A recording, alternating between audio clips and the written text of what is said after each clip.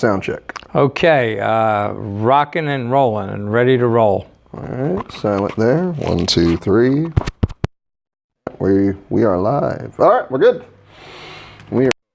So you were just talking about. So you were just talking about exercise and the dynamic of exercising in a group, and a study that you read. So take it away, Steve. Well, it kind of motivates. You see, someone that's getting good helps to motivate you to get good. There's not a competition, but a motivation. Yeah. Well, what we need is to be motivated to exercise more. I do. And coming to a class brings that motivation, being in that group.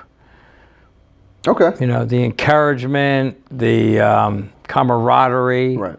Yeah. Like No, the I agree with community. you. It's a community of, because I'm not going to play soccer. And tennis, I ain't going to be out there too long. I used to be able to play tennis, and I'd love to try it again. Right. But I don't think I'd do so great. And it was you could get back in shape. It's like riding a bike, right?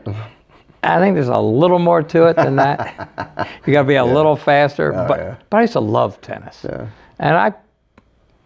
And again, no excuse. I still got my racket. Matter of fact, I kind of got it where I could see it, and just could always go there and whack a few balls against the wall to get back in shape. Absolutely. So if it's like riding a bike, I could do it. Yeah, no, you're absolutely right. I mean, we are social creatures, so it makes sense that a more social sport is going to be it makes better sense. for you. It makes sense. Right, in the long term.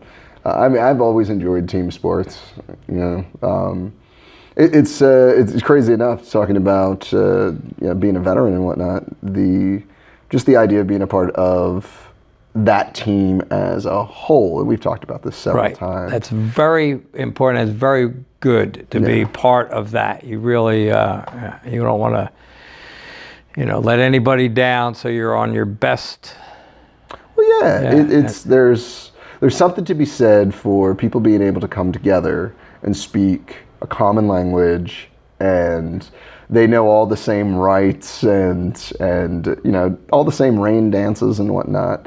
One of the most satisfying moments that I have had as a teacher was when I hosted the World Tai Chi Day for Philly, worldwide, and all my students from across the city came, and when we lined up, half the room didn't know who half the room was when this was going down. And everyone lined up. We started the class, same way as every other class starts, and everyone's doing the exact same thing. They've never met before, but they all speak the same language. And you could tell the camaraderie just sort of swell at that point. And for me, it was a very humbling moment. It really put into perspective for me what this all meant, what the community of Tai Chi really meant. And you get that in soccer and football and any team sport, even if it's individual competitions, so like swimming or tennis or something of that nature. If you're a part of a club, if you're a part of a team, you're all working together to get it on, and you're definitely practicing together, and then you all put yourselves on display and do your thing. So with Tai Chi, you can get that in a class, which is a wonderful thing. Absolutely. Well, that's where the forms come into play, right? So there are, I'm teaching multiple classes. I've taught the Yang 8 to a lot of those different classes, and I hope that doesn't mess us up here. Nope, we're so good. I've taught the Yang 8 to a lot of different classes. So if you go, for instance, you went to the VA class, we did the Yang 8. You fell right in. Right in there. Yeah. Right. What was that like? Let me ask you that. That was a really good thing. I do intend to go back to it, although it's far for me to get. But that's not a reason why I'm not, this Monday I didn't go. But I do intend to go, because I feel a connection to those guys, because we're pretty much in the same boat. We're veterans, and we want to learn this, and we need it to grow, it just seems the right exercise for the time. I just felt part of it, you know, like the same old guys, you know. What was that like for you? Because yes, as veterans, sure, we're all there and we have that commonality. But now as a Tai Chi player, you step into class, the class opens up exactly the same way as it does everywhere else. It's the same training, it's the same moves, the same form. What does that do? How does that work for you? What were your thoughts with that? It makes me feel part of the Tai Chi community because first time there, I was right in step with everybody. It just flowed like it would at the spin class or here or any other class. You know, we already have a connection because we like Tai Chi and we want to learn Tai Chi. And it's just, it felt like a good fit to go into that class. And I want to go back to it. And it's quite a ride for me, but it's worth it. Yeah. Yeah. Yeah. It is a good class. It's a fun class. And it's a real meat and potatoes class too, because we get to roll up our sleeves and really get into it. I find, especially so, for instance, we got the grant awarded from the VA. The Kara Storm Fund dropped the grant, so that's going to allow us to offer classes to veterans throughout the area and for free, right? So present company included. And that right there is fantastic in and unto its own right. But there's also, I should probably close that door. With that going, yeah, I think we'll close that door here in a second. So with that going, the grant is going to allow veterans to take Tai Chi for free. You know, I think we've got something like 900 classes lined up. That are free so if 900 vets showed up tomorrow, they would all be covered. You have 900 spaces over in the the Tai Chi course class. until that grant is paid off. Now, right? that class is already paid for by the Veterans Administration. The VA, yeah. Now, I don't know who the pays hospital. that bill. I do that class voluntarily, so that's free of charge for the vets. I know that like they have to set aside funds for renting the room and the space and all that. But yeah, it's all done through the VA, free of charge to all the participants. So with the grant opening things up, I forget where I was going with that because of all the distractions. Yeah, I mean, I'd close with the thing. Yeah. That in and of itself, so with the vets, what's really nice is to really sort of get down on the nitty gritty. I remember where I was going with this. And being able to talk like a vet and just be in the element, you know, where we're not just comfortable as Tai Chi players, but comfortable as veterans. And no one's going to be judged. Everyone understands that we're all in this same boat together. We all come from that cultural heritage.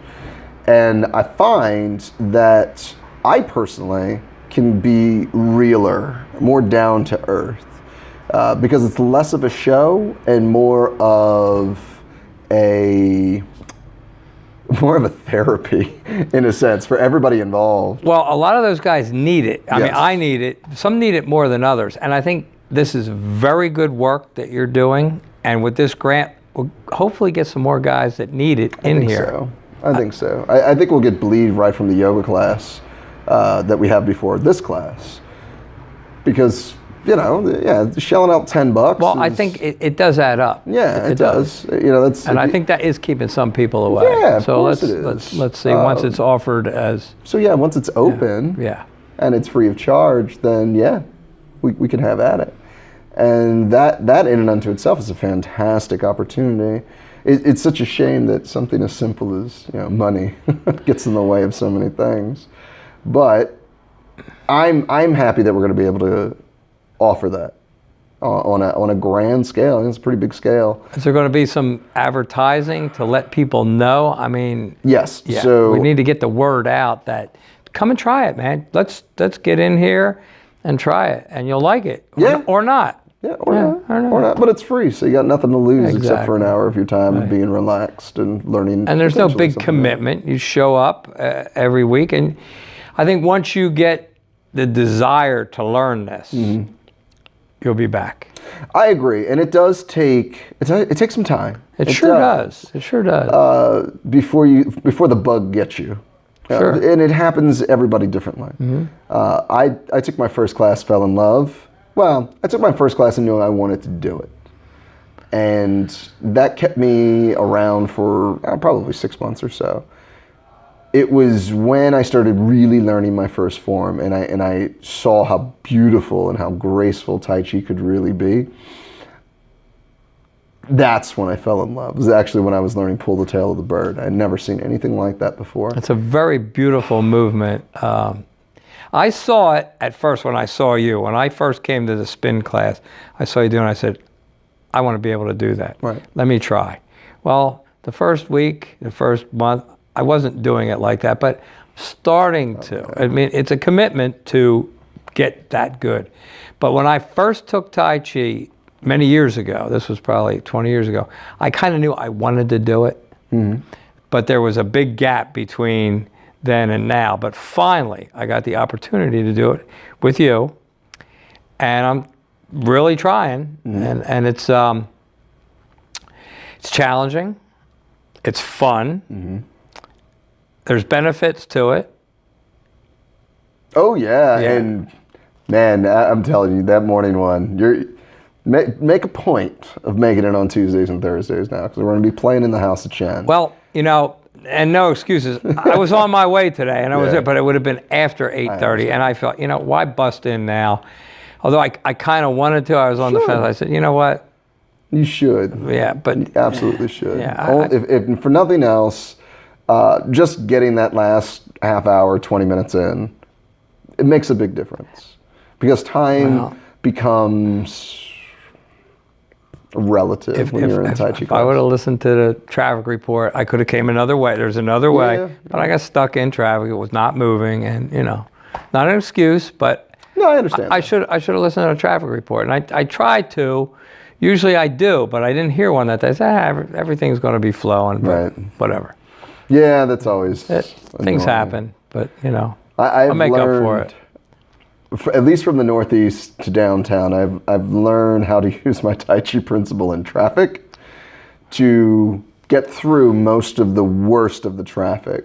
Because as you know, if you're headed downtown, once you get past maybe Cotman, certainly by Aramingo, traffic is just completely backed up again. Oh yeah, Right? oh yeah. At least until you get to Girard, and then it starts to sort of split as you go Center City and South Once Philly. past Center City, it usually is good. But Yeah, until then, it's pretty open. Unless there's I got trapped in the Eagles traffic last Thursday. Didn't realize what I was getting myself into. I was headed down to South Philly. Oh during the my day, because they God. started Yeah. real early with that tailgate thing, and it was it was Tent City. It was Tent City. It was a spectacle to see, because once you're on 95 and you're coming out and you've got the World Championship. This is during Eagles the Stadium. day. Oh yeah, it was like 4:35. and the game didn't kick off till actually not till like 9 yeah, something. because of the thunder, lightning. But even during the day, it was traffic. Yeah. They said the gates opened for the parking lots of the tailgating at 1 in the afternoon. So people had been tailgating like crazy. And it's something to behold. Going back to that idea of community, it's actually one of the reasons that, I mean, I'm not going to follow the season, you know, game for game. I think they played the Bucks this weekend. I could honestly care less. I did watch the first game, just like I watched the Super Bowl, the playoffs, and once I started realizing like the Eagles were on their way, I dusted off my old jerseys. Well, you're a Philly guy, so you're an Eagle guy, I am pretty an much. Eagle guy. You know. And here's the thing: I'm an Eagle guy, not necessarily because my dad's been an Eagles fan my whole life at least, and he's not from the area. He is from the East Coast, but he's from further south, and he could have easily been a Baltimore Colts fan or a Ravens fan, or when the Colts were there. He's that old, and he could be a Washington Redskins fan. That would have been fine. No one would have given him any crap for that. But he's always been an Eagles fan, and he's been in Philly since the '60s. And that I never, because my mom was not from the area either. She was a Bears fan, so there was always sort of a rivalry in the house. I just didn't care growing up or whatever. When I enlisted, and I went away. September, I had never even thought of this being something that I was going to be dealing with, but I shipped off for basic training in September. Get through basic, get through AIT, and about halfway through AIT, we were able to watch television again. And the Eagles were starting to get good. This was the start of the Andy Reid era and the McNabb era. So we're making national games after the drought in the 90s. We're starting to make national games. And so when the Eagles were playing, I got to see home. I got to go home weekly, no matter where I was. And I watched the Eagles play from the South. I watched them play in Europe. I watched them play from Iraq. I watched them play every theater that I had been in. If I was there in fall, I was able to watch the Eagles. I was able to go home every week. Right. And so for me, the Eagles were my tie home in many ways. And I like football as a game overall. And so when they were on their win streak, when they went to the Super Bowl back in 2004, I felt left out. Because I'm over in Germany when they're doing that. Was I in Germany? I might have been down no. Where was I? Yeah, I was back in Germany at the time because I watched them lose to Carolina while I was in Iraq. And so the following year, I'm in Germany. They go to the Super Bowl. And as fun as it was, and it was to be one of the few Eagles fans in my unit, so I could talk a lot of trash, it was so much different to be in Philadelphia as it was rising. And then watching them win and being able to celebrate amongst your fellow Philadelphians was a fantastic. That was something, wasn't it? Oh my God. Yeah. So much fun. We're going to do it again this year? You know what? I don't see why not. Why not? I don't see why not. We're reigning Super Bowl champions. Here's the thing, right? And New Atlanta, England does it. Atlanta is a Super Bowl contender. We don't have our starting quarterback. Not that that matters because Nick Foles is a starting quarterback. But we don't have our top receiver. And I think we have another major starter that's out right now. So the defense was amazing in that game. Absolutely amazing. And Tai Chi football here, right? Defense absolutely amazing in that game. Bend, don't break. And they controlled that game. They kept the Eagles in long enough for the offense to find its footing, which it didn't find until about the fourth quarter when they started running the ball again. And honestly, that despite the fact that the score was close and the Eagles looked a little shaky in the beginning, I am very encouraged by how good the defense looks. I mean, we took the run game away from Atlanta. They really couldn't get anything through the air, and if they got to the red zone, they didn't walk away with much. Their first drive in the red zone, they walked away with no points. So, holy moly! You're seeing a winning team. They're a winning team. They are to be reckoned with this year, and they look a lot stronger. They're playing, at least in that second half. The defense is playing with a heck of a lot of confidence. Reminds me of the Dawkins Trot, Corey Simon defense that we used to have. Well, they got confidence from winning the Super Bowl, so as long as they can keep that, that's a big part of it. Yeah. We know we can do it. Oh, yeah. Yeah. You have done it. You're all there, so why not? So, yeah, I don't know how long this train's going to go, but you know what? I'm on it. I'll tell you what, even when we were losing in the NFC Championship game, that was a heck of a ride. It was so much fun back in Donovan Westbrook days. And I love Donovan. I was a big fan of Donovan McNabb.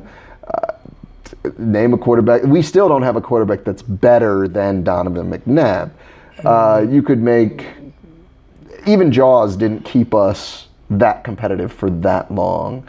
And to be fair, Alshon Jeffries is a great target.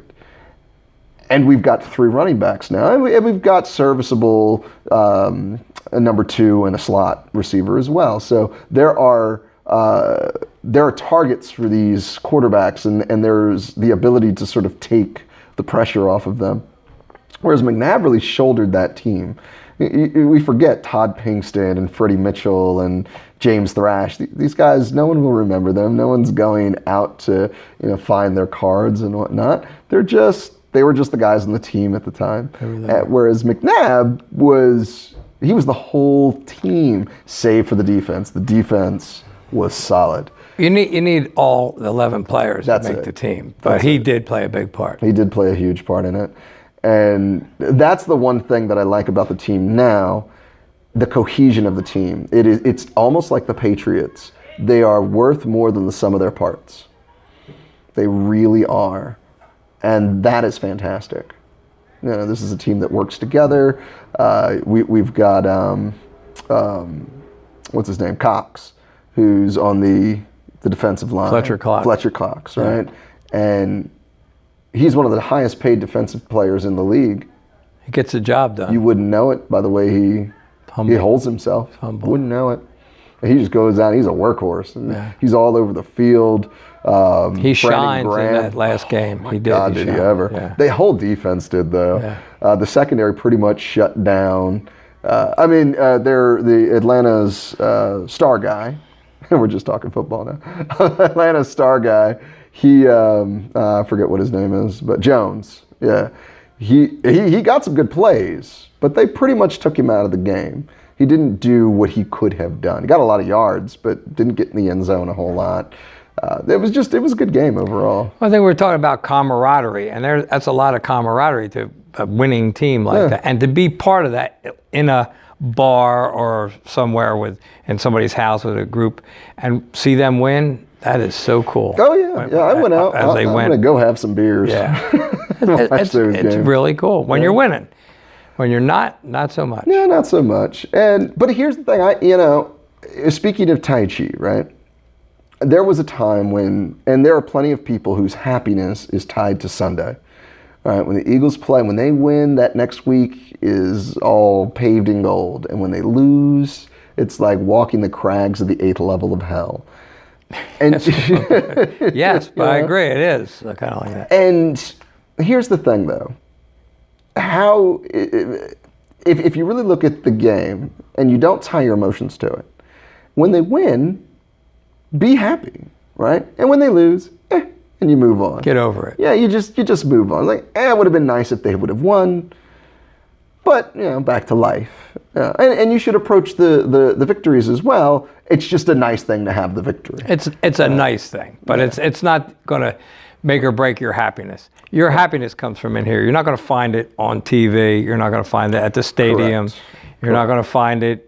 It's in here, and you have to make it come out. I understand that sports are a distraction. They're a relief from everyday reality. It is. And if you are tying your happiness to this game, right? So think about this for a moment. For that 3 hours that your team is playing, that is the only time during the week you're present. The only time you're in the moment. And then if they win, you're now existing on what happened in the past. And in a way, anxious about what's coming in the future. So you're not living in the present anymore. Versus, if they win, great, yay, great week. If they lose, oh, that sucks. The week goes the same way it would have gone either way. Right, it doesn't change the week. Right, but it does. And if you're that tied into your team, it speaks to an unhappiness in your life. Right. Yes, you need other interests. Correct. And that's where Tai Chi comes in. That's another interest that can make you happy. That you take wherever you go. And you can learn the inner workings, the inner Tai Chi, which, define inner Tai Chi. Define the inner Tai Chi. So let me ask you this question. When you part the mane, what do you think about? I'm thinking I'm doing a beautiful exercise. Okay. And I kind of see a horse. Okay. I kind of see a beautiful horse. Again, when I'm repulsing the monkey, I kind of see a monkey. Okay. I get an image. I don't know if it's it. And you take on the form of that image. Yes. Right? Yes. In a beautiful way, yes. That's awesome. And you know what? There was a time when I thought the same way. Oh, I see. I'm parting the horse's mane. Yes, I see that. The inner workings now. So what I think about every time I part the mane, are my joints open? Are my feet placed? Am I balanced in my stance? Is my waist open? And I'm just scanning the whole way down to my feet. Because for me, it's not looking like the move, it's executing the move, right? It's having all my principles applied. Am I moving from the dantian into the root and expressing through the arms?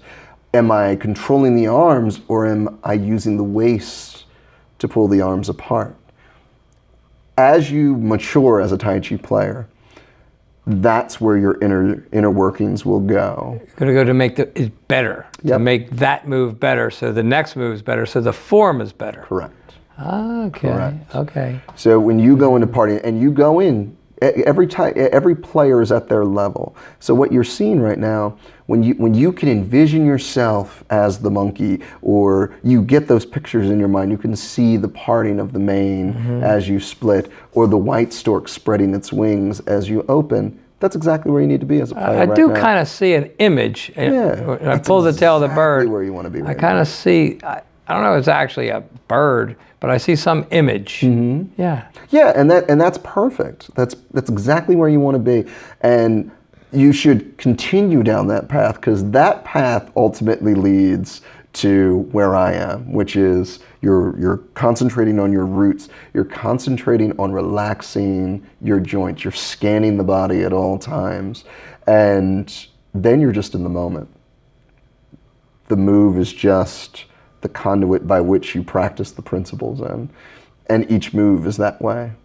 The harder the move, the more you have to focus in on the principles. So snake creeps down, for instance, when you can envision the snake creeping through the grass, then you start to mimic the snake creeping through the grass. And you can only mimic so much. Then you have to focus the principles and use them to perfect the move. I know that's a very advanced move It to is a get very way advanced down there. But yeah, I see where what I'm seeing now is a snake going through the grass. I visualize that, but I need to go beyond that. No, you need to be right where you're at. Well, but eventually to be able to do it perfect. And of course, that might be a long way to get perfect, Right. but I'll get better each time. Absolutely. Every time, again, it's like drawing that circle freehand. The more you practice, the more perfect the circle becomes. The circle will never be perfect freehand. But it'll get to a point where no one can tell the difference. Right? And you, at your place, trying to mimic that, that's exactly where you want to be. That's exactly where you want to be. Because there'll come a point where you think you're mimicking it, and then you look at yourself in the mirror and realize you're not. So what am I doing wrong? Oh, my foot's not down here. I'm not loose here. In doing, you'll love this, in doing the Yang 8 instructional video for YouTube right now, up on for Brush Push, I realized that I'm still carrying tension in my shoulders. Now, you may not see it. No one else may. Now, advanced players, they'll definitely see it. I'm really tight in my shoulders. You can doing actually that. see tension, even though tension is not a visual. No. It's in there. You can see it because they're higher than they are, than they should be. Where if you look at my moves and other moves, my shoulders are down and they're relaxed. When I'm doing parting the mane, there's this little extra, not parting the mane, but brush push. It's a little extra thing that looks off. And I'm not going to change the videos because they're not for the advanced player in that degree. But if I didn't have those videos, I wouldn't have recognized that. You wouldn't have saw it. Now, as I do parting the mane, you'll see that I throw my shoulders down a lot more and really just flow into the move. I didn't even realize I was doing it until I looked at the video. And I was like, oh. Well, one of the things I learned is that it's very hard to relax, to totally relax while you're doing Tai Chi. Because I thought I could relax pretty good. I could pop open a bottle of beer, I could put my feet up in a recliner, and I'm relaxed. But when you're doing Tai Chi, to fully relax, it's difficult. It is. There's tension there, but I didn't know it. I can't see it, but when it's pointed out, I can feel it. Yeah. So how do you get rid of all that tension? Practice. Same way you get to Carnegie Hall, right? Well, Yeah. That's the way that you, yeah, but it's hard to lose tension, especially when you're standing up doing something to completely relax. Yes, it is. And when you said, if you're not 100% relaxed, you're doing your Tai Chi wrong. I don't quite get that, but I think I'm starting to get it now, to completely relax. Well, you're at a point where you're starting to spend real time in the flow, and I've seen you move, and your flow is coming along well. You'll go through one or two moves just in a flow. You'll just move with it, and it's very natural, and you're loose. And then we'll do something, and you'll tense back up. But you're noticing the difference because you're feeling the difference now. And even when you're flowing, you can still be tense in certain areas. Like I said, I can flow through brush push and still have that tension in my shoulders. So you'll still be working stuff out joint by joint. But the fact that you could be loose enough to just move with it, that is a huge, huge achievement towards relaxing. And the more time you spend in it, the more you'll get used to it, and the more you can apply those methods and lessons to other joints. That's really the key. So to flow and to let it happen, that's relaxing. That's doing a relaxing. That is the most important part. Because there's no, if water's tense, it's what? It's frozen. There's no movement in it anymore, right? If water is completely laxed, where there's no bonds to it, it's steam. It just goes everywhere. It just does its thing. So you want to be closer to that steam, or even just fluid water. That's fine too. It's. That's why we always move steam before. Correct. When we're sinking the chi. We move that's what we want to do in the forms. Correct. Is to get that. You're powered by steam moving like water. What I'm thinking of is doing the move properly and the transition to the next move. I'm not totally thinking of the flow and the steam. I'm trying to get the move first. I guess that comes after you get the move.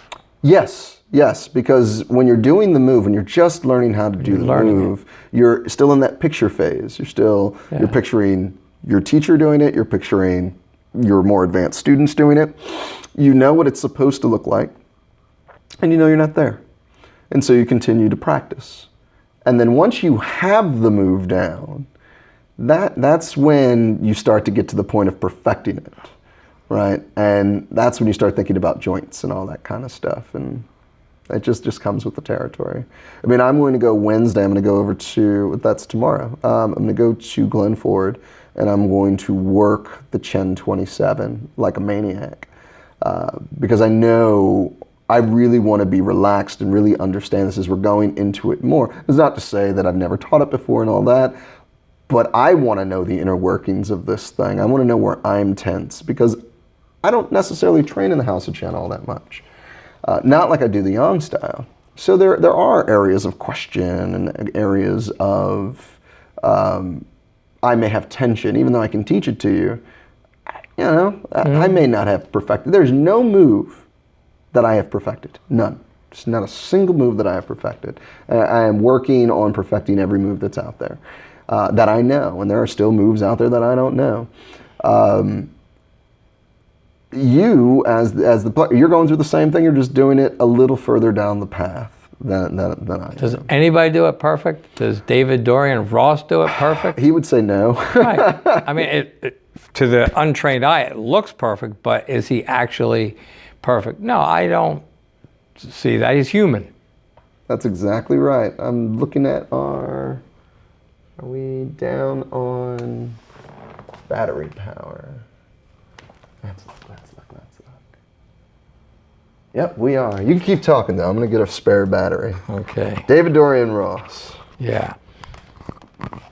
Keep going. Well, he seems to be the master, one of many masters, one of the most accessible. I looked through my old DVDs, and don't I have an old DVD from David Dorian Ross teaching Tai Chi? I do. So I was watching him years ago. I mean, this was 20 years ago when I studied this before for a short period of time.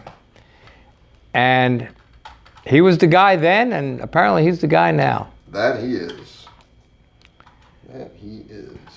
Oh, no, and he's great to meet in person. Yeah, he's fantastic. He's very down to earth, like you said, and he's not. He is not.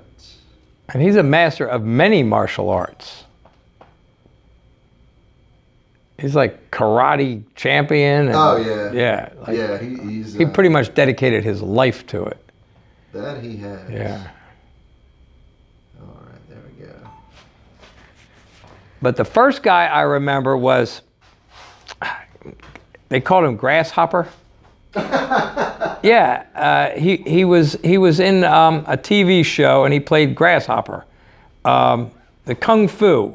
What's this guy's name? Oh, David Carradine. David Carradine. Yeah. Those were the first videos of Tai Chi, and I felt this flow with this guy right out of the box. Yeah. Not that I could do Tai Chi, but I kind of felt the way he taught. That's what intrigued me about Tai Chi. Right. His DVDs. It might even have been on a cassette. Oh, yeah. This was a long time ago. VCR. Yeah. And that's what I said, I want to learn this. Yeah. And 40 years later, I'm still learning it, but It's funny you say that. When Kung Fu, the next whatever, I guess the modern day version, the 90s version of the show that he did back in the 70s. right. Kung Fu: The Legend Continues. That was the show. I had the same thought. I loved the Yeah. way that he would move. He put it out there really good to pique your interest. Did you like those martial art movies, Crouching Tiger, Hidden Dragon? You know, those actually, I were didn't- so awesome. They are fun to watch. They're beautiful Beautifully movies. made. Beautiful Beautifully movies. As far as like martial arts or whatever, they're all on strings, so it is what it is. But they are beautiful Yeah. movies. Beautifully Very shot, well shot. beautifully acted. The costumes are gorgeous. Even the choreography, despite the fact that it's on strings. So you were very saying they were beautiful. on string? That wasn't the real thing. They were. Well, what I hear flying is yeah. possible. Oh, some of the flying. Yeah. Yeah. But Yeah, a lot of the groundwork stuff. Yeah, that's real. but- well, thinking back now, in the 70s, those kung fu movies were big. I was really into that. Yeah, Yeah. yeah. Back then. yeah, It that was just- always it big. was- Channel yeah. 19, Saturday afternoon. Yeah, you could the flying ninjas, Yeah, and Ninjas Return, and ninjas are always entertaining. Well, that was it. There was a huge moment in the market where like kung fu movies and Yeah. karate movies were And all even the music, rage. remember? Kung fu fighting, and yeah, it was big. Yeah. Everybody was kung fu Yeah. fighting. It was a cultural wave. Absolutely. And I think it caught all of us, you know. I mean, it Yeah. caught me. There's always been like I was actually making fun of this. We were in CVS and looking at the makeup. And there's a section now for I guess K-beauty, like Korean beauty products that are now over here. And it kind of cracked me up because I teach Tai Chi, so I'm big into Far Eastern culture and all that kind of thing. But I was kind of laughing at how Westerners have, we've always been intrigued by what comes out of the Far East. Always. Which is it's interesting. It has always seemed exotic to us. And I mean, you have like the guys with the Asian fetish.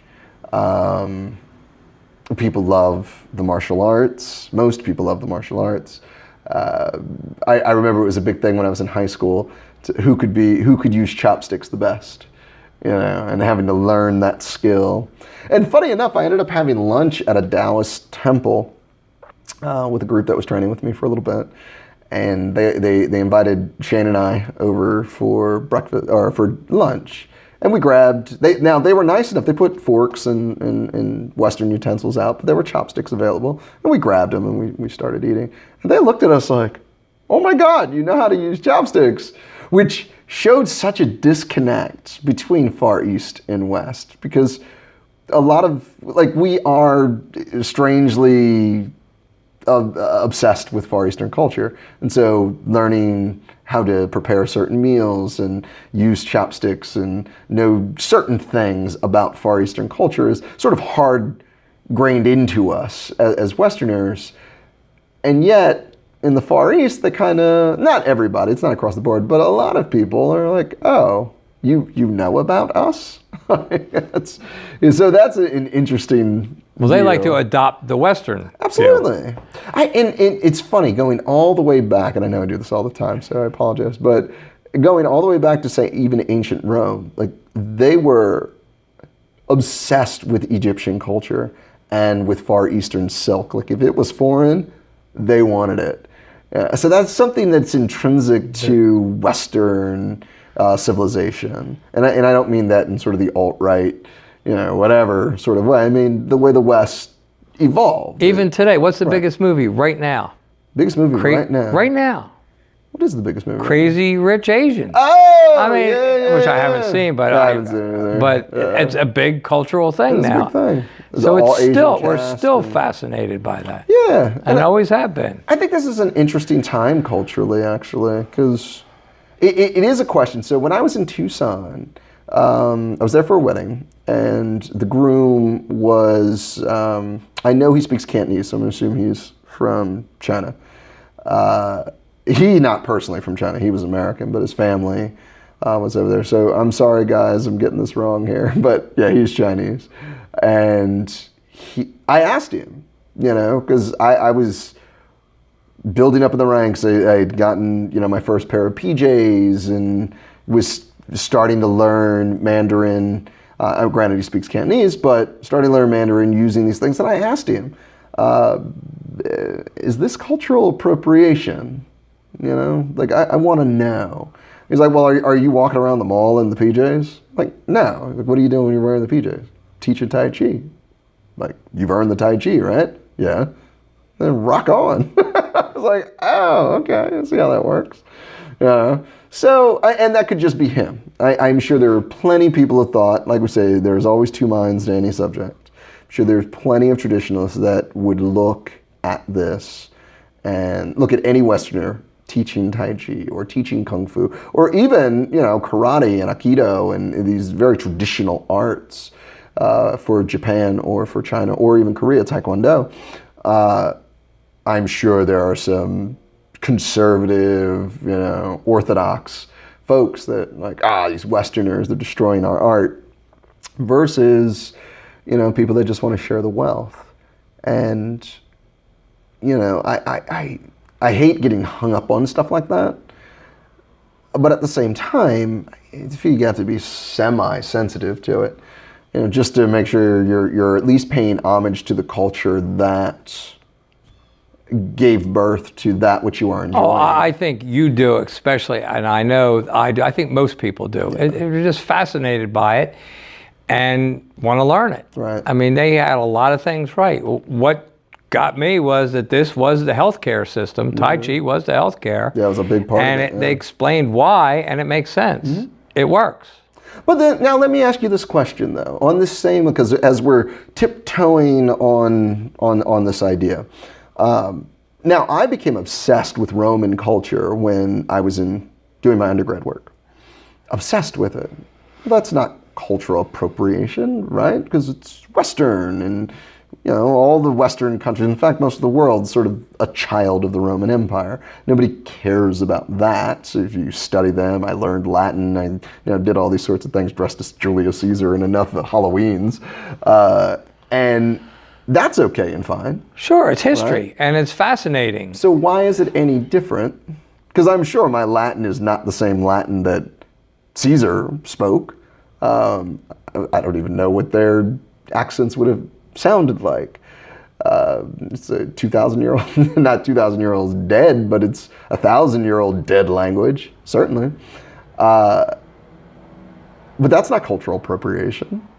So is it only because the Romans no longer exist that it's a problem and there are no Romans to get offended by it? Or is that really the key? And I guess that's my question. If there's no one to get offended, then it's free game. But if there is someone to get offended, then it's not.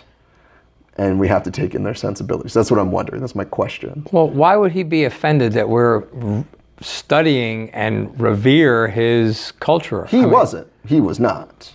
There are people that would be, though. There are people that would. But he's younger than me, so let's do it. Let's just open the gates to everything and have at it. We'll pick out all the best parts and throw away the stuff that isn't. Sure, we're good. global, man. We don't. Yeah. I'm all for that. Yeah. I am all for it because I want to. You know what? And I can't wait until we finally stop mucking around in the Middle East, and the Middle East kind of joins the modern world. They've got beautiful stuff down there. There are some cultural ideas. First off, their calligraphy, gorgeous. I've never seen a Coke can look so like art than when I saw it with Arabic on it. Like, that is a beautiful written language. It looks beautiful when it's beautiful. Well, what about on the street when they're writing it like even still with spray paint? It's still beautiful. Absolutely. It's a beautiful looking. Gorgeous language. Gorgeous written language. I mean, you figure, like, we have the Latin alphabet. The Romans were not big on the aesthetics of their writing. They were more about, let's get it across, make sure everybody can understand it. And they even screwed that up later on when they sort of adopted some Greek ideas and stopped leaving spaces between their words and all that kind of thing. But I wouldn't say the Latin alphabet is beautiful. I think it's very functional and very easy to guide and whatever, but it's also the language that I grew up with, or the alphabet that I grew up with. But yeah, even whether it's Far East, Chinese, Korean, Japanese, Southeast Asian, or Middle Eastern script, they're gorgeous. Even Sanskrit and what we have, in Hindi out of the subcontinent, they're all gorgeous. Ours is simple and compact. 26 letters, that's it. Boom. Yeah. They must have many more than on a Sanskrit typewriter would have. How many characters? I mean, if Chinese has 7,000, how many characters would be in these in Arabic? Well, I have no idea, but. Well, I know there's an Arabic alphabet. I know it's very similar to, because it's. So it might be the same amount of letters. Yeah, or similar, it's not a whole lot more or less. What's the word for it? I'm drawing a blank here, but what is it? It's a Semitic language. That's the word I was looking for. It's a Semitic language. So it's very similar to Hebrew, Old Hebrew, and it's. I mean, you've seen Hebrew when that's like inscribed and so that's beautiful. Gorgeous. Yeah, you know? yeah. Whereas, again, the Latin alphabet is fun. Like, you can get your information very easily with it. You know what's been placarded into the wall, but we never really look at it as an art. We don't look at our the written language as an art. Well, if you write it out like a cursive, it can look very nice. It can. But that's a lost art. I understand they're not even teaching that anymore. There's no need to. Yeah, it's Really kind of going the way of the. Because, at this point, everything's typed, and it's faster to type than it is to write. And that's even going to go out too, because you don't even have to type anymore. You can just speak into your phone and it'll text out. You're right. So. And at what point will that be a lost art? But here's the thing with that. So I write, as you know, and the typewriter brings a different set or a different part of my brain to the table than speaking. So when I type and I write much differently than I talk. And if I had to switch over totally just to speaking, I would not be able to create a lot of the things that So you're I do dependent now. upon I the am. typewriter. Think about Mark Twain. Yeah. Everything was written. No, I think. He would have been freehand. I think so. Yeah. I mean, I think he wrote certainly. this stuff down. So in that 100 years, that writing down is pretty much gone as far as a writer. I think maybe Faulkner or Hemingway might have. Right. Some of them used. Well, think about when we were writing on papyri and on scrolls. If you made a typo, or this line should go here instead of there, what did you do? I mean, they had some ability to erase and whatnot, but not like, I think this sentence should be up here, and so I cut and paste and put it up there, and that's it. And Nothing changes. And today there is apps, like I got this app, Grammarly, that will spell and put the proper usage to every word, Yeah. which I'm not a writer. Right. And I need this Grammarly to help me, especially spell. Yeah. Although we have artificial intelligence, you know, an Echo Dot that could spell for me. Yeah. You know what I mean? So I think we're going to lose that too, because artificial intelligence will do it for us. Oh man, I think we're a long ways away. We are a from long that. ways, and you know, you're still going to need writers. Yeah, here's hoping. No, we do, because we love to learn. Right. So yeah. Love to learn. But now with the great courses, I love to learn. I like to take those courses. There's no writing, pretty much. It's all lectures. That's true, but somebody had to write those lectures. So True. they're reading off of teleprompters. while But they're doing the thing. I'm learning their course without reading. It's Yeah. kind of a shortcut. Although I like to go back and read it over to really grasp. But if you just, a lot of them is just speaking, so kind of losing the writing. Yeah, but here's the bit. thing: use technology to your advantage, right? So I'm writing a story right now having to deal with classical character.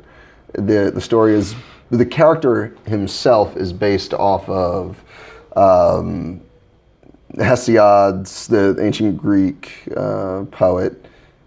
It's based off his poem and Milton and Dante's work. So Paradise Lost and the Dante's Inferno. And what I have done is I've downloaded the audiobooks for the Inferno, for Hesiod, and for Milton. And I have the actual books in front of me, and I'll turn the audiobook on and read along with the audiobook. So I'm getting it in two different ways. Okay, so you read along with it, but that enforces.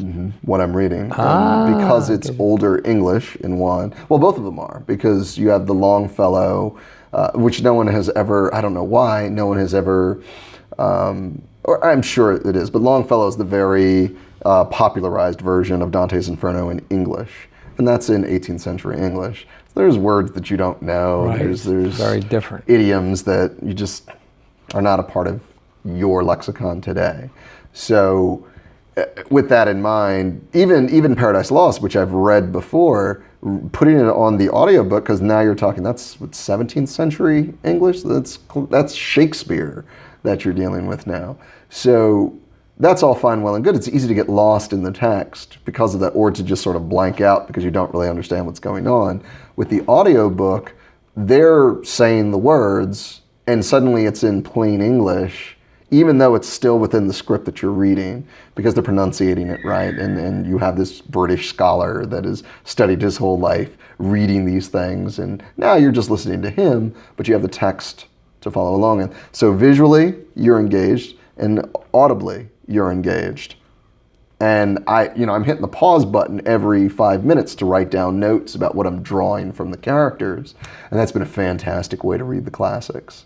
Fantastic way. Well, didn't they have to be translated from another language? Dante's Inferno was Milton was English, but again, 17th someone century translated. English. Like the Tao was translated. That was in Chinese, That right? was in ancient Chinese. Right. So even modern day Chinese or modern day Mandarin you'd have to translate Lao Tzu into Mandarin and Cantonese of today.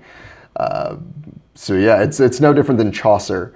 Like Canterbury Tales, yeah, technically it's English, but you and I aren't going to really be able to follow it. It's very awkward to read it. Yeah, it's and Middle say English. It. It's Middle English. And Old English is just German. I don't care what anybody says. It's German.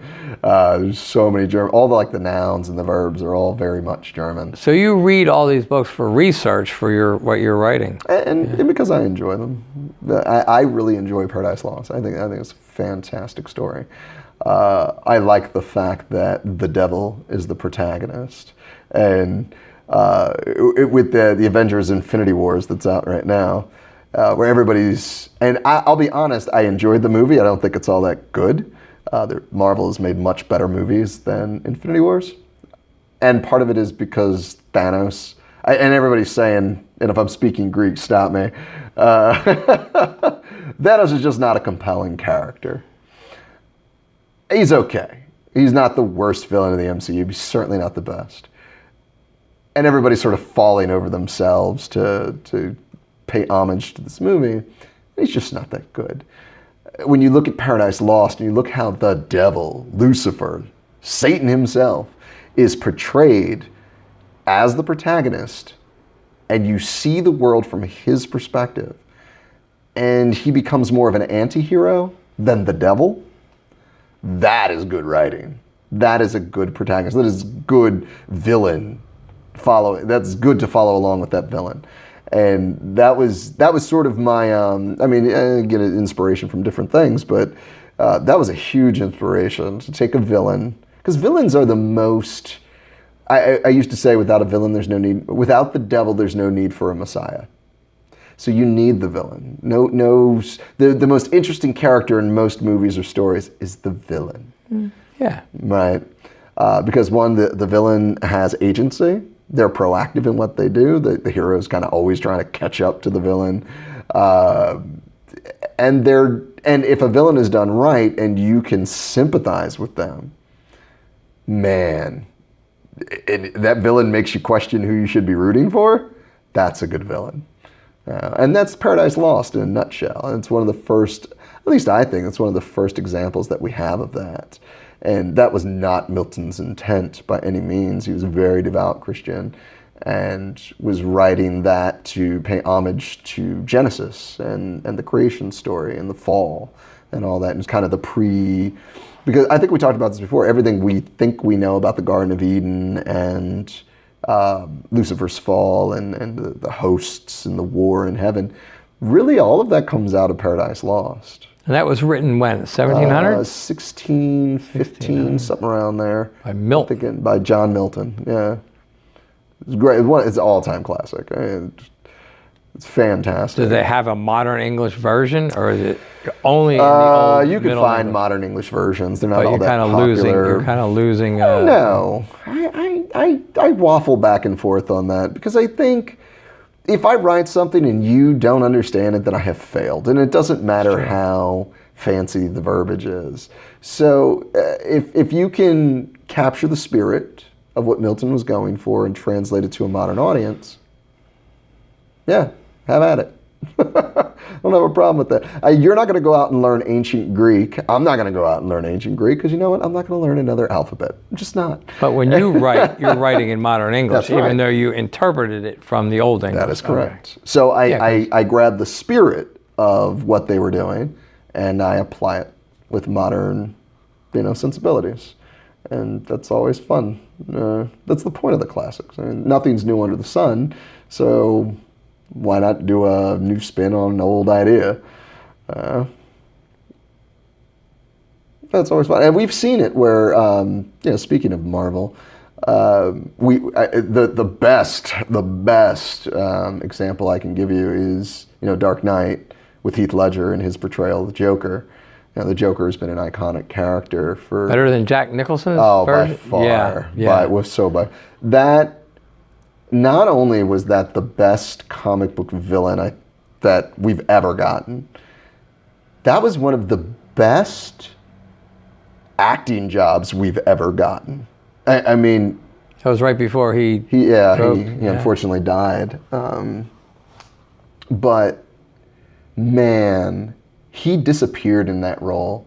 I remember showing my daughter, we were at Target, and 10 Things I Hate About You, which he starred in, opposite whoever the lead was, and The Dark Knight just happened to be very close to each other. And I showed her, it's like, I want you to know that 10 Things I Hate About You guy is this guy. Yeah. And she had never seen 10, she was, 5 or 6 at the time. And she looks at The Dark Knight like, no, there's just no way. Yeah. This can't happen. But he completely dissolved into that role. For instance, in 1966, when we had Batman, the campy Batman, you had, who was the guy? He had the mustache. Bruce West? West. No, that was Adam playing West. Adam West was Batman. Oh God, I'm drawing a Who blank. played the for- Joker no, then? Yeah. Oh, I wouldn't know. I forget what his name. I'm gonna remember at the moment we shut the camera off. But that guy played the Joker, right? Played the Joker. In Batman '89, Jack Nicholson played the Joker. In The Dark Knight, the Joker played the Joker. Heath Ledger was nowhere in that. And we just rewatched that movie, I think, not this past weekend, but the weekend before. My daughter was over, and we were all like, oh, let's make popcorn and do the thing. And we're watching the movie, and my God, is that good. And I saw it on opening night, and I still remember all the feelings I got for every time he was on the screen. And I look at him as the penultimate version of a villain. We didn't know where he came from. We knew exactly what his motivations were, and we knew we couldn't trust him. And yet we could sympathize with him. Couldn't empathize with him, but we could certainly sympathize with him. And man, you wrap all that up, and I don't need an origin story. I don't know where he came from. He's the scariest villain we've ever had. Keith Ledger as the Joker. And if he would have been the Knight. lead, I don't know how you would have done that, but if he would have been the lead, he would have won. He should have won Best Actor for that year. Who played Batman in that? Christian Bale. Christian Bale. He has the throat cancer thing going on by that point. Like, hockey pads. Hockey pants, I'm sorry. So Yeah. Batman's your favorite? My favorite hero? Superhero? Probably. Yeah. Probably.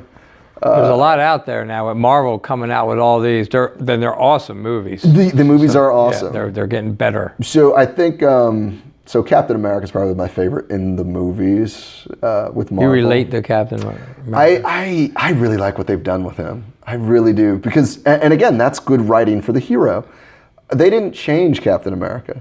They left Captain America exactly who he is, and then they put him into today.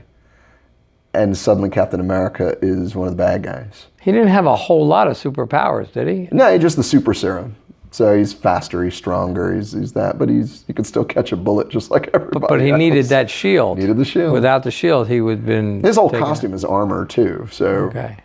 yeah, I mean he What about Iron Man? That was good stuff. he's Batman without a secret identity is what Iron Man is, and without all the broodiness. Those movies were good. They are good. The new Iron Man. I think Marvel has done a great job. They have. They have. That's Stan Lee, right? Yep, that's all Stan Lee. He got his just due, man. Just due. And then I like how they've brought Spider-Man back, even though Homecoming was good. It wasn't great, but it was good. But see, they can do such things in film now with the effects. Yeah. You know, the way they're flying through the skyscrapers and knocking buildings over, and Oh yeah. it's awesome what they can do. That it is. But I do feel like there's a little bit of fatigue there when it comes to CGI, because whenever we get a movie, like when Christopher Nolan makes a movie, the guy who did The Dark Knight, he hates CGI. He absolutely despises CGI and builds practical sets and gets the actors working in. And any CGI that he has, and he does use some, it's to enhance the practical effects. It's not practical effects enhancing the CGI. You'd be surprised when he uses CGI versus when he's using practical effects. If, what was it, Inception? When they're in that room and it's rotating, he built a room, a hotel hallway, and made it rotate. And then put the actors on strings and had that. That's actually practical effects right there. Inception was kind of like the beginning of The Matrix. Kinda. Related. Yeah, it was they were in a dream world. Yeah, and it was like a I was separate- actually not a big fan. A of separate reality. It was like dreams within dreams. Dreams were layered, and you had to like. Yeah. I don't know. I was Kind of hard to stay with all that. You can kind of get lost in what dream world they're in. And Yeah. I don't know. I think I saw it on Blu-ray when Blu-ray was still pretty young, and I saw it on a 1080 TV when that was still pretty young. And they weren't shooting for that sort of resolution at that time, so it looked wonky. wasn't quite. Yeah. And now they got OLED. Yeah. Yeah. Which we'll all probably have in a few years when they come out with something better. Well, here's than the funny part. So the 4K, HD Ultra and all that, your eyes can't tell the difference. In fact, when they can, it's because something's off. Because your eyes don't work that fast. I mean, they can't tell the difference between regular HD and 4K HD? You will notice that there's a difference. If something's shot on a 4K camera and it's put on a 4K right, screen. It has to be shot in 4K. If you shoot not it everything with is. this, that's not doing anything, Right. But if you shoot on a 4K camera, you have a 4K screen, you're actually going to be uncomfortable looking at it because the frame rate is faster than your eyes can catch it. At best, unless you're hopped up on cocaine or something like that, 72 frames per second is about as fast as your eyes are going to take stuff in. But there's still stuff happening, but you're not going to be able to catch it. And it throws everything off. So we've kind of hit the max for what the human eye can handle. Well, what about OLED? It's supposed to be better. The only way I really see a big difference in comparison, if you go into Best Buy and they have them all lined up on the wall, and this is HD, this is 4K, and this is OLED, I see a big difference there. Yeah. But only when they're in comparison. If they're by themselves, it's not so much. But I remember when they first came out, it was called LCD, liquid crystal diode. LCDs, yeah. That was unbelievable. Yeah. I mean, it was like $10,000 for a TV when they first came out. Oh, yeah. Now you can get Everybody's got them now. Yeah. I can get them for $300. Yeah. I think the difference between plasma and LCD or any kind of LED is the brightness. Right. It is brightness. Right. And it depends. I think that comes down to personal. Right. What you want to view. I know one burns out faster than the other. I think plasma doesn't burn out fast. I forget the which LED, one it is. right. But they may have improved that as well by this point. Well, there was a thing that the plasma, I think it was plasma, was supposed to last a lot longer than LED. Yeah, and this is 10 years ago, Right. so this is not, now I would just assume, like I think my TV is probably 3 or 4 years old at this point, and I mean, it still works and it's fine, but I can tell like the software is starting to get too fast for it, and it's not quite handling things as well as it used to. So that's the other problem now is, planned obsolescence, as it were. Like with my phone, I know that it had more stuff in it than it needed because they knew what they were going to upgrade, right? And it needed better software and better hardware to handle those future upgrades. Whereas now the new upgrades are now overclocking my phone, and my phone's about 2 years. I'm getting the emails about, it's time to upgrade your phone and whatnot. And that's all fine, well and good, but it is planned obsolescence. Like if I didn't do that, like the battery's starting to run down very quickly and all these sorts of things. It's getting to be time. It's getting to that time. That's planned obsolescence. Yeah. They know you got to buy a new one if you want to stay up to date with all that. That's it. And now it's like I'm looking at my plan. How much longer do I have to pay off my phone? And I think I have to like March or something. And at that point, I'm probably going to start looking into getting a new phone and what's the next hotness on Samsung's list. No Apple. That's not going to happen. Apple fan. Not going to happen. Not like Apple. So I think they're coming out with something. I'll tell you one thing that I won't do. I won't buy Motorola. I used to love Motorola, but you know why I won't buy it now? Because every time I turn YouTube on my phone, I am getting blasted by some Motorola advertisement. And not just once at the beginning of the video, but halfway through the video, if they have more than one commercial break. And if I have to hear it one more time, I'm going to need my Tai Chi. They're wore out. They're welcome. They really have. And I've gotten to the point where I will never buy Motorola again if I'm so tired of hearing about you that I feel like you've oversaturated the market at this point. And I don't like the fact that YouTube is now, giving all these commercial breaks. And I don't even know how that affects, our Cheatcast or our channel or all that. I don't know. Because I'm not one to like rewatch a lot of stuff. Like I'll just make sure it's good in post-production and then let it go. Because again, you do your work and you let it go. You just move on, right? Whereas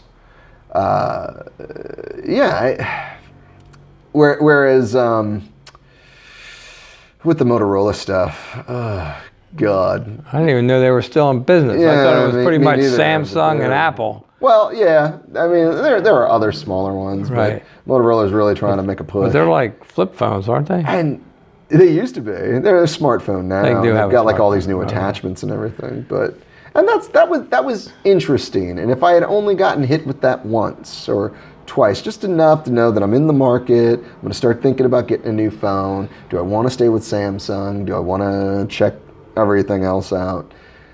But you've just flooded me with this, and I'm so tired of hearing from you that I don't want to patronize you anymore. Well, they made a mistake by doing that. If they're flooding with too many ads, people are going to get turned off. And then again, it's in combination with the fact that YouTube is now over saturating their videos with advertisements. You know, it's one in the beginning, if it's a long enough video, one in the middle. Okay. They actually interrupt the video? Oh, yeah. And there were channels that would plan for it. They would take commercial breaks and then inject the ad there. So it would make sense. But now you're in like the middle of watching the news and it just, in mid-sentence, a new ad will pop up. You're like, oh, come on. I don't know if they're affecting your videos with ads. I don't know. I haven't watched. I haven't watched the I haven't videos. seen any ads on those. Because what I'll do, I'll upload the video and I'll edit to put the links to other videos in and tie it to all the pages and all. But that's in the last 30 seconds of the video. I may watch the video once. You do all that on your computer? Yeah. You do all that? Yeah, I can do all of that. So I'll put this up by probably tomorrow. And basically all I have to do is take the video, sync it up to the audio, and then render the film and put it up on YouTube. Once it's on YouTube, link it to all the other videos, which doesn't take long, 5 minutes at most. And You got to know what you're doing, though. well, yeah, but now I've been doing it a lot. Because it shows that it's very seamless. It's all right there. A lot of it has to do with the program, the software that I'm using. You're only as good as your software, you know, and you can make.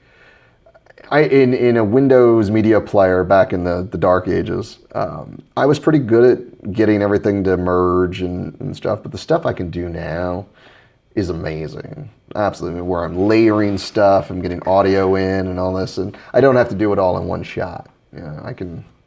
So it's pretty cool. It's pretty cool how that works. I mean, that's how we'll do this. I mean, this is recording audio, but we're going to use the audio directly piped in here, match everything up, and then render them together. So when you go back, you'll take it off your phone, Put it on my phone, off the chip, and the put chip it on the computer from put both here. in the program, line them up, and then have at it. Bada bing, bada bong. That's it. Piece of cake, huh? That's it. Which is nice. It's very nice. Yeah. Works out quite well. So yeah, and with more practice, you just get better at it. And I did a bunch of, but then every video offers its own obstacles. You're always going to run into something in the recipe that doesn't fit with everything else, and then you have to come up with something new. But then you realize, oh, all right, well, I can use this in the future and all those sorts of things. How'd you learn all this? You go to YouTube school? Some of the stuff I just learned on YouTube, yeah. And my brother's huge into film and photography and editing. So he has pointers. If I get stuck, I'll ask him. And because I think it's true that everything is on YouTube. Everything, Really? Absolutely everything. There's no beginning. There's no end. There's just it's there. There's like the frontier, but beyond that, everything's accessible. Where is YouTube anyway? Where is that stuff? Yeah, that's a good question. I mean, if they have everything on there, and they do, where do they keep it? I mean, like right now, I'm not using. It's all in the cloud. It is in the cloud, right? It's all in the cloud. It's in a server somewhere. They've got their servers somewhere. But the amount of space. I mean, that's what YouTube is. It's just space for people to put stuff up. But I think you're going to take over the whole. You're going to take over all our atmosphere with YouTube videos. You would think, right? But maybe they're condensed down like an MP3. Oh, they are. I mean, they're all on chips. So the cloud is just a group of servers that are somewhere else. So it's all on a tiny chip. It's not the whole. I mean, I'm trying to visualize where all these videos are because they're easy to access. Oh, yeah. So they're on a chip somewhere in a server. Yeah. And when you put it up there, boom, it comes right up. Yep. It's pretty amazing stuff there. We live in amazing times. That is amazing. That really is. I mean, just think of the vastness of that. Well, think about what we're doing here. I mean, we're taking an ancient art using modern technology It's just an ancient to, art. to get it out for a modern audience. Yeah. It's like before, you'd have to go to the library and get a book on that and read it, take it home, or sit there and read it and learn it. Now you could just bring it up on your computer or your phone and have it. So that's one of the questions now, though, right? Was it better when you had to obtain the knowledge, you had to make it yours, or is it better that it's just at your fingertips? What's more important, access or obtainment? And there's no right or wrong answer to it. Both will get you to the same end. Right, but which ones? And my thing is always, I have space in my head, and I would like to use it for the stuff I want to be great at. I don't necessarily want it filled up with knowledge that I'm only going to need once, right? So being able to just look something up as opposed to having that I'm just sort of curious about, that's a lot easier than having to read an entire book, just to get one answer. And that, because I don't necessarily need that entire book. You don't need any mindless drivel. There's a lot of mindless drivel out there. Unless you're auditioning for Jeopardy. Then maybe. Right. But I don't see that in my future. That's true. You want to be a Trivial Pursuit champion. Oh yeah, take people out. You better know that stuff. Yeah, that's funny. That's funny. It's the and even that changes. Like the original Trivial Pursuit questions are different than today's. Of course. Because they're so obsolete. And that was, 30 years ago? Yeah. A lot of that stuff nobody even knows, or it's let funny alone you say care. that. I was having this very conversation, not about Trivial Pursuit, but there's definitely been a connectivity loss, culturally speaking, that we no longer have. Yeah. I'm watching the Animaniacs, and I don't know if you remember that, but it was a cartoon in the 90s, early 90s. And it was kind of when children's entertainment was at its best, because there wasn't a plethora of it out there. You still had to go to sort of the top. There was like 3 stations that were actually putting anything out for kids. And Animaniacs was one of these shows that came out that's sort of a classic now. But in the Animaniacs, they have all these like 1930s, 1940s, 1950s starlets in it. So Humphrey Bogart, Gene, what's his name? I can't remember all the... But we had all of these. Jack Nicholson was in it. Michael Keaton. I'm trying to think. Breakfast at Tiffany's. Audrey Hepburn. Audrey Hepburn. There you go. But they each had a speaking part. They would make cameos, right? Right. They would show them in cartoon form. Oh, in cartoon. But they would speak. Yeah, they'd have speaking. Maybe they'd have speaking parts, but you would know who they were. But there was a cartoon character. But you'd know who they were because I would watch Looney Tunes, and they would make appearances with Bugs Bunny and Daffy Duck and Elmer Fudd. And Humphrey Bogart did? Oh yeah, there would be. Well, Bugs Bunny would pretend to be Humphrey Bogart. Okay. Right, yeah, so you would he'd wear a trench coat and a hat and smoke a cigarette. Yeah. And you're like, I'm a Daffy, I don't give a damn kind of thing, right? But he'd have his carrot instead of like a cigar, right? Okay. And so there was a cultural heritage that was put forward. Now I'm watching Animaniacs with my daughter. She'll be 13, and she doesn't know who any of these people are. Doesn't know who any of them are. Now the Animaniacs are a funny group, and it is their show, so you get attached to them as characters and their cast of cartoon rejects. Quite frankly, their show is so funny. You would watch it, you would laugh. You would laugh and laugh and laugh. Animaniacs. YouTube you can find it. Yeah, right there on YouTube it. You probably YouTube it. You can find the whole seasons online, but I can't tell you about that because I don't think that's legal. But you could find it, and it was on Amazon Prime for a while, or Netflix, one of the two. It might be on Hulu. But such a good show, and it's intelligent, very, very intelligent. And a lot of the cartoons from that time were very, very intelligent. Oh, and I watched Batman the Animated Series, which ran from 92 to 94 in its original packaging. The very first show, they were talking about microbiology with several Shakespeare quotes throughout this. And Batman's being a super detective, and they're dealing with all these sorts of things. And this is a kid show, right? But they were not afraid to go there. And they used to, instead of drawing on a white canvas or painting on a white canvas, they painted all the canvases black that they were going to put anything on, so that it's just dark and gritty and gothic throughout the entire freaking thing. All that for a kid's show. All that work was put in. And they manufactured something like 94 episodes or something.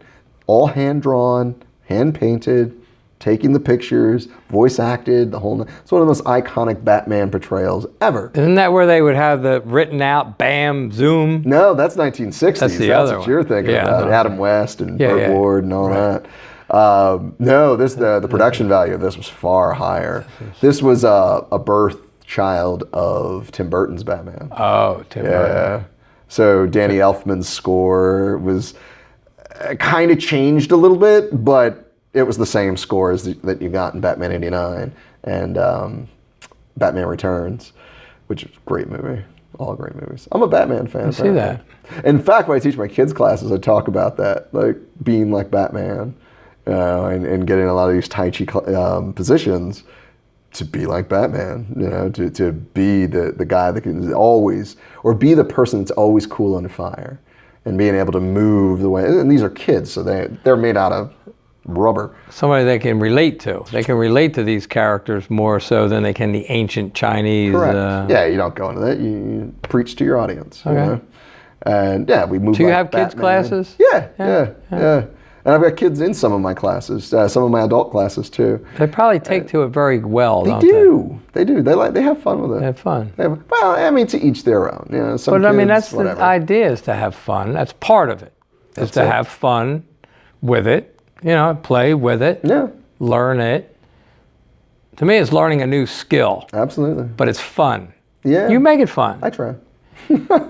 But you know what? That was from my teacher, David Dorian Ross. A lot of the Western teachers are like, first things first, have fun. If you're not having fun, you're not doing it right. Yeah. And Keep it light. yeah. Now, if you're trying to be, even if I'm dealing with like more advanced students, and it's tougher training and it's far more grueling than anything we do in class, and you're again going to the House of Chen, you're going to start to get a feel for that. Just how challenging Tai Chi really is and how much of a fitness program it is. But when I'm dealing with my more advanced students, I'm awful to them. Absolutely awful. But we're laughing throughout the whole thing.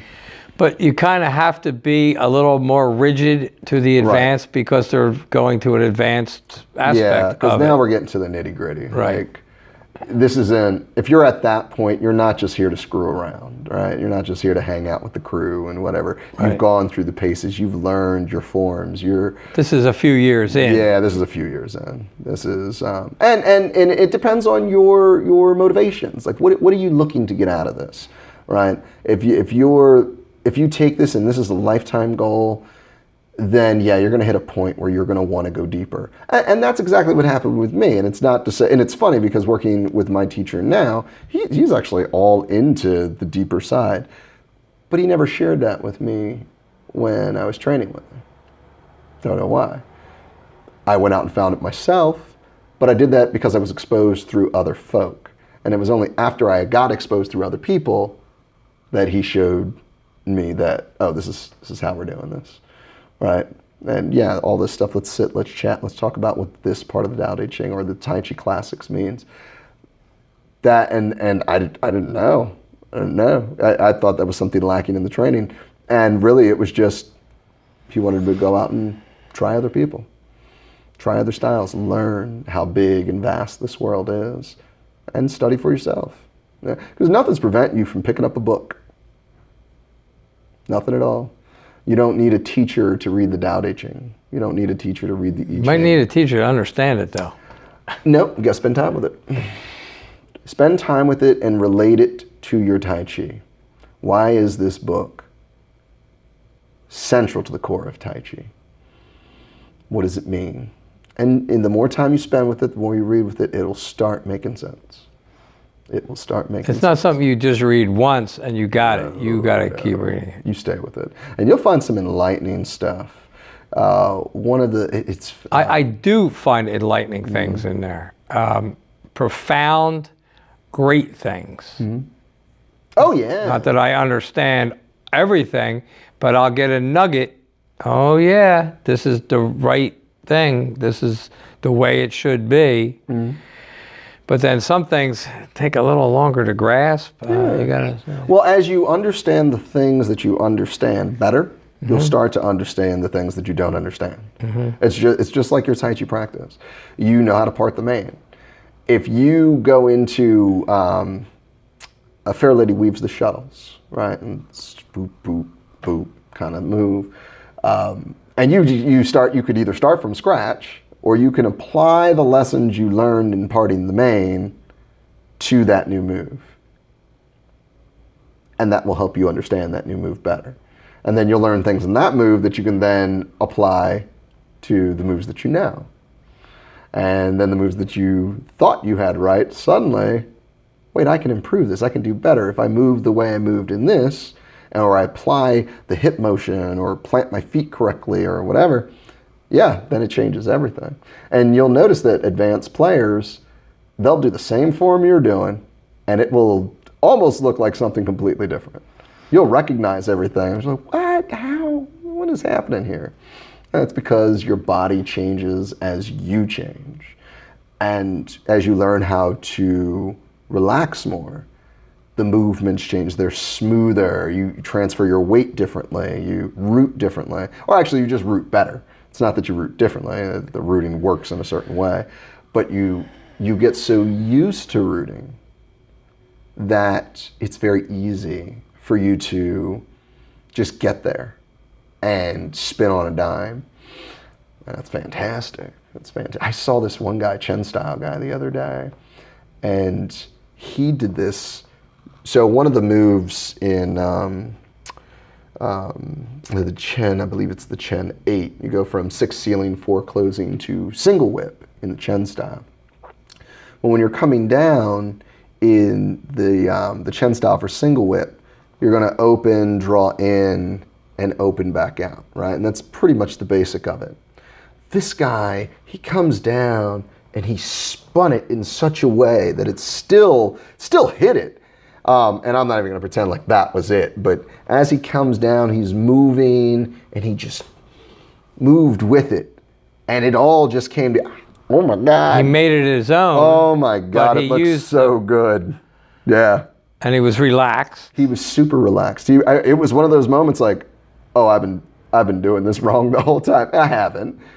But he understands it to such a degree. That's where the flow comes from, with the relaxation and the knowing the move with the relaxation and to where you. Yeah. Oh, I'm telling you, I was in love watching that. So that's going to motivate you to get that smooth. Yep. It's another marker. The woman I was training under recently taught me the Yang 8. She does this thing with her foot, and she comes out and she'll bring the knee when she's standing pretty much where it's at as I'm sitting, and extend out and then extend the heel and draw it all back in just like that. And one nice like a crane going, right? I can't even do it sitting down. But it is kick with heel. It is kick with heel. But we don't always kick with heel like that. Correct. But we can when we get the relaxation, the flow, and the proper. But her foot is literally where my foot was, except she's standing. She's in her 70s doing that. And she's been doing it for a long time. Forever. Yeah, something like 45 years or something. And that's fantastic, and that's something for me to strive for, because I realized at that point, like I thought I was doing good just getting my leg out and level, similar to what we do in Golden Rooster. And it's not to say that every Tai Chi master does that, But for me, this was something gorgeous and something I want to add to my library. I want to be able to do that. You weren't doing it wrong. No, I she just was wasn't. just doing it better. Better. Yep. And that's what we're striving for in Tai Correct. Chi, is to get better. Correct. So when you learn single whip and we come down and we turn and we open, that is the correct way to do it. But as you get better at it, that's when you can get that movement going through as you start Well, to I understand see you it. do some kind of moves like that where you kind of bring it around and it's like, it's really cool. But I'm not doing that. I'm yet. just trying to get my hand out here and come around. But I see the way, you add that flourish. Well, it's just relaxing. That's relaxing. It's using your principles. So the difference between this and this, right, is this is very arm centric, right? Versus if I'm coming down and I sink into my root and use the dantian to move the rest. It's really all it is. It's getting comfortable in the move first. Know the move, practice the move, step by step, use those milestones, and then wear them down as you go until it's just a smooth path. Now, once it's a smooth path, you can run, flip, do whatever you want. But you have to sort of build the scaffolding first and to erect the building at the end of the day. And you'll be there. You'll be there. I have people that never thought they'd go there. We have people in spin that are starting to do it. And that's phenomenal. Phenomenal. Because I didn't see that coming. I didn't. I still don't know what the limits are to this thing. I have no idea where the wheels will fall off on it. I don't know if there are limits. I don't. Well, your teacher, who's in her 70s, is, still going at it strong, still teaching. Oh, yeah? So I don't know if there is a limit. Yeah, I don't know either. I don't think there is. I don't know. So you say, well, I got this, I can't improve. I don't see that happen. No, that is, man, you ever get to that point, it's over. Just hang up your Right, you might as well hang go up on your home. shoes, Go home. because you think you know it all. Yeah, No, there's just no way. If you think you can't improve anymore, no, it's just not the case. Now, granted, in the grand scheme of things, I'm still a young player. I still am teaching and whatever and all the study. Put all that aside. I've only been doing Tai Chi for 8 years. Now, I've done martial arts for a long time, but Tai Chi is a different horse, or a horse of a different color. Yes, Right. but it's still the same horse stance. Yep, still the same. It's bow still a stance, strike, key stance. a block, a kick. It's very related Oh, to Tai Chi. it is a to martial art. So learning them is a good basis. It's good to know that. It's not Tai Chi, but it's the basis of Tai Chi. Correct. Or Tai Chi defensive hides stance. at the base of all the martial arts, maybe. It's funny. I think back when I was a teenager, and I was I was in a karate class at this time, and we were doing these jump, spinning hook kicks. Jump, spinning hook kicks, and the target was probably 6 feet in the air. Right. So we jump up, whip, knock it. And this one time I go up and I do it, and I don't know. I was relaxed enough that I wasn't trying to get my hip up or my leg up. I would just jumped, spun, and the leg came. So it was very tight. I didn't know any of this at the time. I was never able to replicate this. I might be able to now. But I knocked this thing clear across into the next county. Only time I ever hit it like that. And it was the only time I didn't try to hit it hard. I just tried to open and hit, right? And just make sure the foot was there and let all of my inertia do it. Knocked the heck out of this. Like everyone was like, oh my God, like the smack was just insane. Tried to replicate it, couldn't do it. It just happened. It happened because you were in the right position, everything lined up. Yep. And it just, I was good and relaxed. That all that jump, spinning, force using physics opening up, smacked it, and it was. so you know that you can do that. But with I didn't any know move, what I had but- done Right. at that point. I had no idea what I had done, and it wasn't until just this moment that I realized what happened 30 or 20 years ago. Things lined Yeah. up, everything lined up right, and Yeah. it just went. Which is crazy. Now that would have been probably 21, 22 years ago. Now that I think about it, So that kick is old enough to drink now, and I still didn't know how I did it, you know, till just this moment. Wow. But yeah, it was. But now that I understand how the body moves, and yeah, but you can only get better. Even when I do my Yang 8, there are still points where I'm still tense. You may not know it, but We I'm not don't notice it. But I'm not letting myself go to do it. I'm still trying to control certain parts of it. And I know this because the one part that I know I've given complete control over is in pulling the tail of the bird. That is the one part I've given complete and utter control away. And that is the smoothest part of my Yang 8. Because I've done pulling the tail of the bird so often. And that particular section is no different than what's in the 24, what's in the 108. So I've done it so many times, I'm very relaxed in it. So it's very flowy. The rest of it, it's not as flowing as that is. It's just not. that's why it's good talking about Tai Chi like we are now, because it brings back, you'll connect with something 22 years ago. Yeah. Yeah. And that's, you know, that's a part of the journey. It's part of learning. That's why that some of those karate styles are the bad uncle of Tai Chi. Yeah. They're all related, but he's the bad uncle. Yeah. You know, like American Kempo. It's bad uncle, man. Bad uncle. Bad stuff, man. Well, you get in what you get out, right? Or you get in what you put in, right? So if like Krav Maga, right? It's just designed to hurt somebody. Okay? So you learn, what do you gain out of that? A false Confidence and a self-defense mechanism Maybe. that could help. It gives you a confidence that you can, you know, bring that up if you need be. Yeah, in theory, if it's never tested. Right. Well, you don't want to test it, but if you need to, it's there. Okay. You have that. You're right. You know, yeah, it's So good in to the have. event that something happens, You could bring up you your could move. bring the pain. Yeah, Right? Okay. if you have to. Learn Tai Chi. Now walk outside. What does that bring to your life? You avoid the pain. You avoid the pain. It brings wisdom, brings rooting, centering, grounding. You start to move through life better. And I remember in the hard styles, I walked around like a peacock. Nobody can mess with me. Now I just walk. Well, that's against the way is to walk around like a peacock. That's Right, not does you no good. No. Yeah. And then in your 20s, okay. But not now that we're a little older and a little wiser, that's not the way to go. That's it. not- It never is. But I think No. you have to shed youth.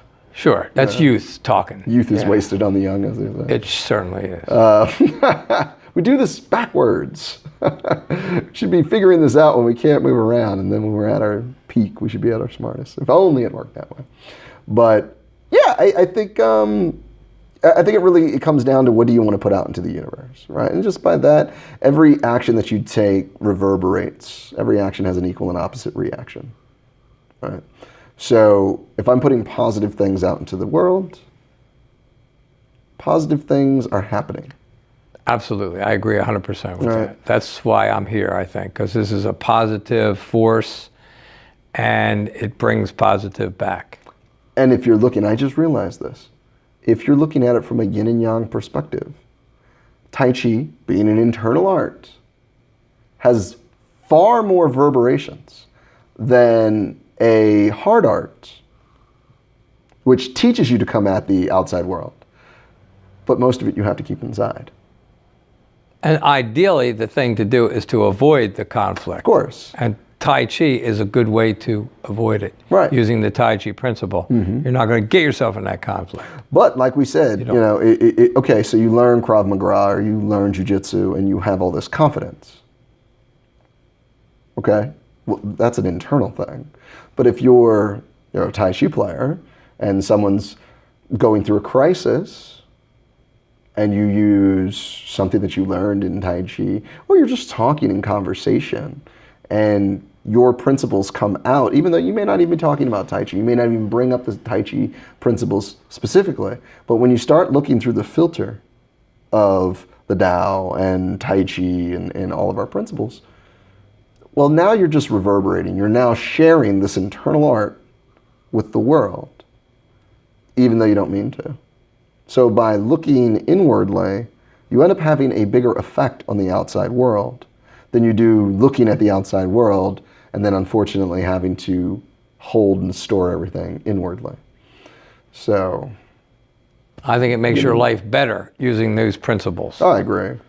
And it makes Wholeheartedly. people around you's life better. I think so, I too. think it does. Absolutely. Sure. Cat loves it. I saw him working out the other day. I got to be like you. Yeah, well, there's something to that. There is. And yeah, everybody's calmer. Everybody's, when you're open, you don't have to be vulnerable to be open, right? That's the other part. Like, I can be open and willing to receive your news and your story and your emotions, and it doesn't necessarily mean I'm vulnerable. It just means I'm open and my ear is there, and if you want my advice, I can give it to you. Or if you just need a sounding board, you can pull the tail. All right, this is all you, and I just let it go. And I'm just there to hear, and you can bounce your ideas off of me, or I bounce my ideas off of you, and it's fine. And that works for me.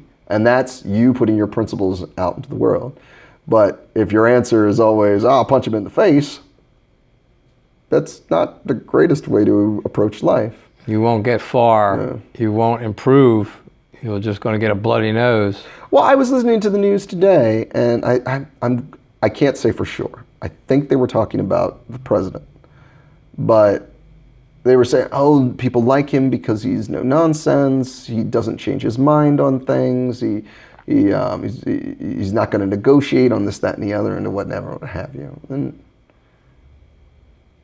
that is perceived as strength.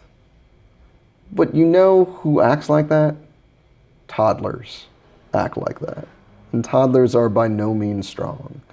They're unable to negotiate. They're unable to see the world beyond themselves. They're unable to consider long-term consequences for short-term actions.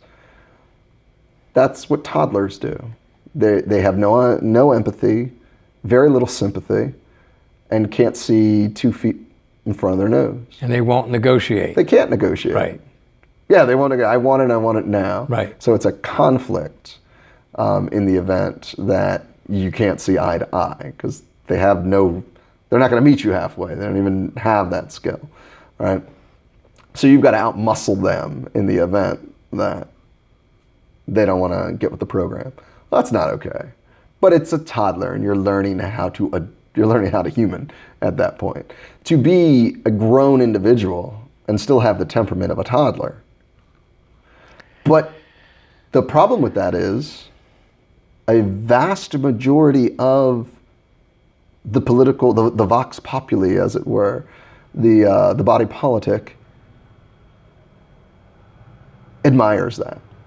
Both sides, right, left, doesn't matter. Strength. Strength. And strength is seen as digging in your heels and blah, blah, blah. Now, we dig in our heels in Tai Chi, but it's to root. It's to make sure that we can't get knocked off of our base so that we can then adapt to situations. And sometimes we retreat, and sometimes we strike. But we wait for the opening. And we don't advertise. There's no targeting. There's no telegraphing, I should say. Everything is hidden. Everything's moving. So you have no idea, you have no idea what's under the water at the end of the day. None. And you can attack, and I roll with it. You can attack, and I counter it. You cannot attack, and I walk away. It's just like, you don't know what's going to happen with the Tai Chi player, and that's how you want to be. That's a part of the methodology of it, is to move in such a way that if you need to change things up because the situation changes, then you do. And if you need to retreat for a moment, then you do. It doesn't mean you lose the war. It just means you retreat to conserve your resources. That's all it means. George Washington, great example of that. Couldn't win a battle to save his life. Couldn't win one. The battles that he won, he did them in the most backstabbing of ways. Crossing the Delaware in the middle of the night on Christmas Eve, and attacking Trenton, which didn't know he was coming. It's great military strategy, but that's one of the few battles that he won, right? His whole thing was just meet him on the field, keep the army together. He retreated far more times than he won battles. But by keeping the constitutional army together, he won the war. Now, Britain won battle after battle, but they lost the war, So retreat does not... Now, would we say Washington was weak in what he did? Well, according to us, yeah. But can you argue with his results? No. Now, were the British weak? Not according to us. No, they were winning all their battles. But they lost the war. So that was funny. When I was in undergrad, I had to do an essay comparing Washington to Napoleon. And one could argue that Napoleon was one of the greatest generals we've ever had. But Napoleon lost his war. Right? So retreat, using yin to express yang, that's all in it. And again, toddlers are sort of all yang. I've known toddlers that are all yin as well, but they're usually pretty extreme, which is an imbalance. Same idea with the presidency or any leadership. You don't want to be all of one. You want to be able to move. You want to listen. You want to have the open mind. Absolutely. He doesn't have an open mind. He said, this is the way we're doing it. I wonder how many of our leaders do. I think in Obama, he could be talked into things that were better. He would listen. He would listen, right? And he would consider. I don't think he thought he knew all. We know Bush definitely did not think he had all the answers. He went to his specialist all the time. Reagan probably was one that just didn't listen to anybody, he just went at it. But even he adapted when things went wrong, right? When that tax cut didn't do exactly what he said it was going to do, he repealed it. He gave amnesty to the immigrants. They say Trump likes to hear both sides. That's what they say. I don't know. I haven't been in those meetings, but they say he likes to have all opinions stated. Right. Then he makes his opinion. But from what I understand, what they say, or what's true or what isn't, I don't know. He likes to hear all sides, and then he will make a decision. But who knows? I could believe that if, and I thought Trump was going to be slightly different than what we're getting. I thought he was going to surprise us at times, and he's only surprised, at least me, with just how low he can go. Because I thought there were going to be some times, he's a New Yorker, he's from the Northeast, every once in a while he was going to come around and hit something dead on the mark and get it right. And maybe even surprise the Republicans and go to the left on a spectrum. I thought he was a wild card like that. He's just a Fox News talking point actually worse than that. He's a con man. He's a Daily Beast. He is a con talking man. Point. And I think if you give him enough rope, he's going to hang himself. I think he's already hung. It's possible. When you're a con man your entire life, you get there by staying behind the scenes. You put yourself out in this kind of spectacle, you're asking for trouble. And he would have been better off financing somebody to step into that office than being in that office himself. I think he's a little out of water there. Yeah. He was a great con man and a swindler. Right. And a reality TV host, but president, maybe not so much. Very true. But we'll see. All right, well, I think that's good for this week. Okay, I think we covered all bases. All bases. And then some. Yeah, we talked about the things that I wanted to talk about today that were on my mind, like Infinity Wars. But yeah, good stuff. Good. As always. So I guess we go off to lunch. Another Cheekcast coming to a close. Any final thoughts on this week? Well, practice. Practice. It's a very important part of this, and I've been kind of putting that off, doing other things. But you gave me some good pointers today, some good motivation. So let's make it happen. Good stuff. Yeah. All right, brother. All right, I'll bro. see you next week. Yes, sir.